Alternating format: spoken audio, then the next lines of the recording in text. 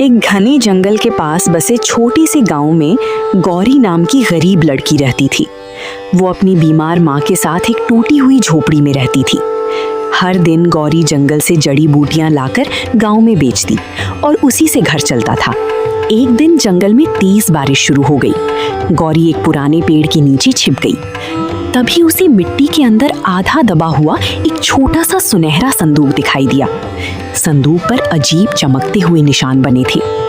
गौरी ने डरते डरते उसे खोला तो अंदर एक नीला चमकता हुआ पत्थर रखा था। जैसे ही उसने पत्थर को हाथ लगाया, अचानक उसके सामने हवा में एक जादुई नक्शा बन गया। नक्शे में एक रहस्यमयी जगह दिखाई दे रही थी, एक छांव की घाटी। गौरी हर रात उस जादुई पत्थर को हाथ में लेकर भगवान का धन्यवाद करती।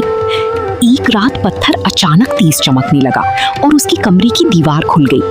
वहां एक लंबा चमकता हुआ रास्ता दिखाई दिया। गौरी हिम्मत करके उस रास्ते पर चल पड़ी।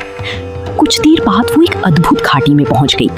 वहां पेड़ों पर सोने के फल लगे थे, नदी में चांदी जैसा पानी बह रहा था और आसमान में चमकते पक्षी उड़ रहे थे।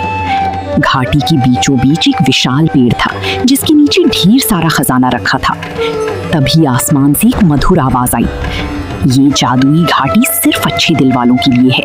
यहाँ से वही ले सकता है जिसकी नीयत साफ हो। गौरी ने खजाने को देखा, लेकिन उसने सिर्फ एक छोटी सी थैली उठाई और बोली, मुझे बस इतना चाहिए जिससे मैं अपनी माँ और गांव वालों की मदद कर सकूं। जैसे ही उसने ऐसा कहा, पूरी घाटी सुनहरी रोशनी से चमक उठी।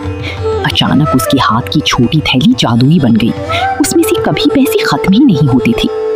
गौरी गांव लौट आई।